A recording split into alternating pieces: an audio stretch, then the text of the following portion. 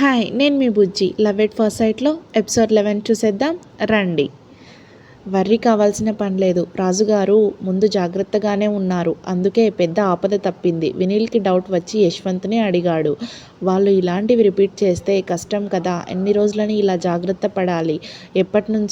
ఎటు నుంచి ఏమైనా చేయొచ్చు కదా అన్నాడు. నువ్వు చెప్పింది నిజమే వినీల్. అందుకే రేపొద్దున మళ్ళా నేను వస్తాను. అప్పటికి రాజుగారు స్పృహలోకి వచ్చి మాట్లాడుతారు కాబట్టి ఆయనతో డీటెయిల్గా మాట్లాడి వాళ్ళ మీద తగు చర్య తీసుకుంటాను. నేరస్తులను వదిలిపెట్టే ప్రసక్తే లేదు. దీనిపై సమగ్ర రిపోర్టు కూడా డీజీపీ గారికి ఇవ్వడం జరిగింది. ఆయన కూడా సీరియస్గా ఉన్నారు. మాకు ముఖ్యమంత్రి ఆఫీస్ నుంచి కూడా రాజుగారికి ప్రత్యేక రక్షణ కల్పించమని ఆదేశాలు ఉన్నాయి.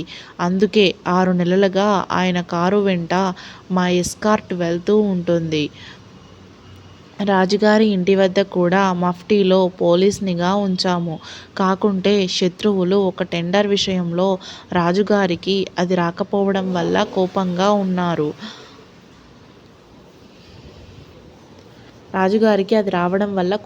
ఉన్నారు. వారిని పూర్తిగా హెచ్చరించాము. ఇక భయం ఏమీ ఉండదు. మీరేమీ కంగారు పడకండి. లీగల్గా వారిపై ఎలా యాక్షన్ తీసుకోవాలని ఆల్రెడీ ప్లాన్ చేశాము. వారంలోపే వారందరి మీద ఛార్జిషీట్ వేస్తాము అని చెప్పాడు. మరి నేను వెళ్తాను. రేపొద్దున మీకు ఫోన్ చేసి వస్తాను అని విజిత నెంబర్ తీసుకున్నాడు యశ్వంత్. అందరూ లేచారు. ఆ రూమ్ నుంచి బయటకు వచ్చారు. ఇంకేంట్రా వినీల్, ఏంటి విశేషాలు అని అడిగాడు యశ్వంత్.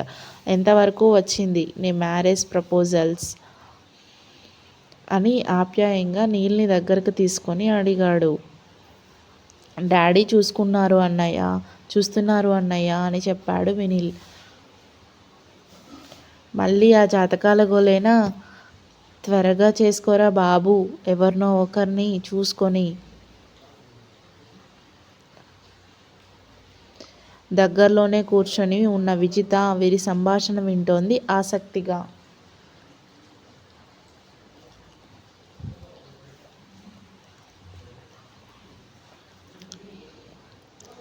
తప్పకుండా అన్నయ్య, కానీ నీకు తెలుసు కదా నాన్నకు ఎదురు వెళ్ళలేము అన్నాడు. తెలుసురా, అందుకే మీ అన్నయ్య విషయంలో జాతకం కుకప్ చేసి పంపాము మీ నాన్నకు. చక్కగా కుదిరిందని పెళ్లి చేశాడు. ఈ రోజుకు తెలీదు అవి కుదిరాయో లేదో. వాళ్ళిద్దరూ హ్యాపీగా ఉన్నారు కదా అన్నాడు నవ్వుతూ. అవునా, హే, ఇది నాకు తెలీదు అన్నయ్య అన్నాడు యశ్వంత్తో. అవునరా, నీకు ఎవరైనా అమ్మాయి నచ్చితే చెప్పు, జాతకాలు నేను కుదిరిస్తా అని కన్ను గీటాడు వినీల్ వైపు చూస్తూ. సరే అన్నయ్య, థ్యాంక్స్ అంటూ 2 చేతులు జోడించాడు నవ్వుతూ. ఈ సండే ఇంటికి లంచ్కి రారా. మీ వదిన నన్ను పోరు పెడుతోంది నిన్ను పిలవమని. ఆవిడ చెల్లెలు కూడా ఉంది మ్యారేజ్కి. నీకు అడుగుదామని ఆవిడ ప్రయత్నం అన్నాడు నవ్వుతూ. నీకు చాలా డిమాండ్ ఉంది. నువ్వే ఆ సాఫ్ట్వేర్లో పడి రొమాన్స్ మర్చిపోయావు అన్నాడు.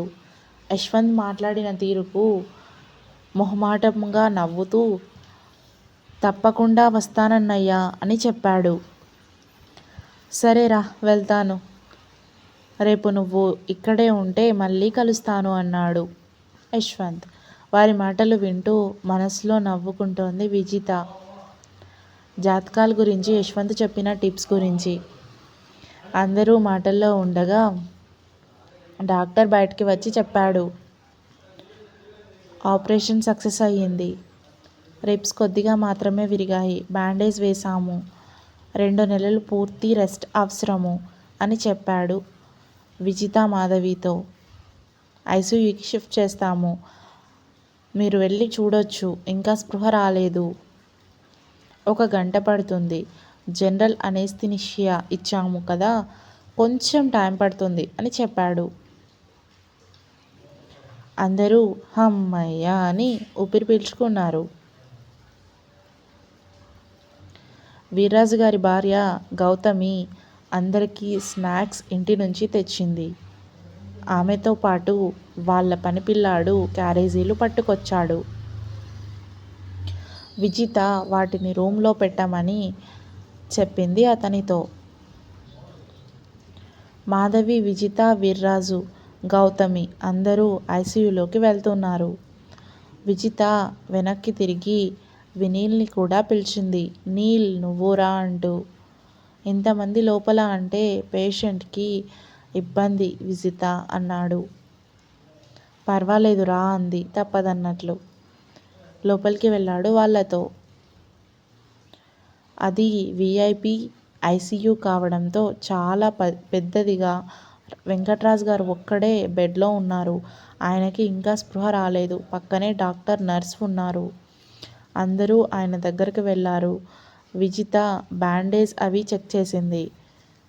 తల్లితో భయం లేదు మమ్మీ, త్వరలోనే కోలుకుంటారు. కాకుంటే డాక్టర్ చెప్పినట్లు 2 నెలలు ఇంటి నుంచి కదలకుండా ఉంటే మంచిది అని చెప్పింది. తమ్ముడిని అలా చూడగానే వీర్రాజు కళ్ళల్లో నీళ్లు తిరిగాయి. ఆయన ఆస్తులు కూడా వెంకటరాజు గారే మేనేజ్ చేసి బాగా డెవలప్ చేశాడు. వీర్రాజుకు అంత బిజినెస్ అనుభవం లేదు. తమ్ముడే కొండంత అండ అతనికి. ఆయన 2 కూతుళ్ళు పెళ్ళిళ్ళయి ఫారిన్లో సెటిల్ అయ్యారు. ఆయనకు ఏ సమస్య వచ్చినా వెంకట్రాజు గారు చూసుకుంటూ ఉంటాడు. అలాంటి తమ్ముడు ఇలా ఉన్నాడంటే ఆయనకు గుండెలోతుల్లో దుఃఖం పొంగుకొచ్చింది. గౌతమి భర్త కళ్ళల్లో నీళ్లు చూసి ఊరుకోండి బావగారు త్వరలోనే కోలుకుంటారు అని ఓదార్చింది. వినీల్ ఆయన త్వరగా కోలుకోవాలని మనసులో అనుకున్నాడు. కాకుంటే ఈ 2 నెలలు విజిత అన్ని బిజినెస్ వ్యవహారాలు చూసుకోవాలి. వెంకట్రాజు గారి వ్యాపార సామ్రాజ్యం చాలా పెద్దది. ఆయన కాబట్టి తనదైన శైలిలో అభివృద్ధి చేస్తూ వస్తున్నాడు. తనకంటూ ఓ గుర్తింపు తెచ్చుకున్నాడు. మన దేశంలోనే కాక విదేశాలలో కూడా ఆయన వ్యాపారం ఉంది. అమ్మో ఇంత బిజినెస్ విజిత ఎలా చూస్తుందో, ఎలా నెట్టుకొస్తుందో అని ఉలిక్కిపడ్డాడు. అప్పుడు టైం 10 దాటింది. రాజుగారు స్పృహలోకి రావడానికి ఇంకో గంట పైనే పడుతుంది. అందరూ ఐసీయూ నుంచి బయటకు వస్తుంటే మాధవి తను అక్కడే కూర్చుంటాను అని చెప్పింది. కాస్త ఏదైనా తినేసి వచ్చి కూర్చోమ్మా మాధవి అంది గౌతమి. నేను ఇంటి నుంచి అందరికీ టిఫిన్ తీసుకువచ్చాను అని చెప్పింది. సరే అని అందరూ బయటికి వచ్చారు. అక్కడే వెయిట్ చేస్తున్న మృణాల్ ఆఫీస్ స్టాఫ్ ఎలా ఉంది అని అడిగారు వినీల్ని. బాగానే ఉన్నారు మృణాల్, స్పృహలోకి రావడానికి ఇంకో గంట పడుతుంది అని చెప్పాడు వినీల్. సరే వినీల్, మేము రేపు వచ్చి కలుస్తాము రాజుగారిని అని చెప్పి వాళ్ళు బయలుదేరారు. వీర్రాజు వినీల్ని తీసుకొని రూమ్లోకి వెళ్ళాడు. ఆడవాళ్ళు ప్లేట్స్లో స్నాక్స్ పెడుతున్నారు. ఎవరికీ ఆకలి లేదు. అందరూ డల్గా ఉన్నారు. ఏదో మొక్కుబడిగా ఆ పూటకు తినాలి కాబట్టి తప్పట్లేదు. వినీల్ రాత్రిపూట డైట్ కాబట్టి కొన్ని ఫ్రూట్స్ తీసుకున్నాడు థ్యాంక్స్ చెప్తూ. ఇదేదో బాగుందే అని అందరూ వినీల్నే ఫాలో అయ్యారు. ఎందుకంటే ఎవరికి తినే మూడ్ లేదు. తినడం అయిందనిపించింది.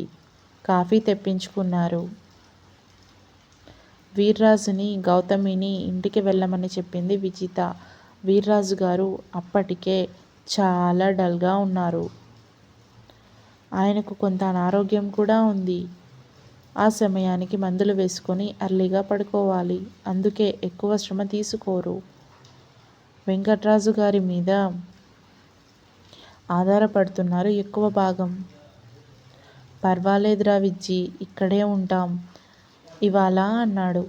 Thanks for watching it.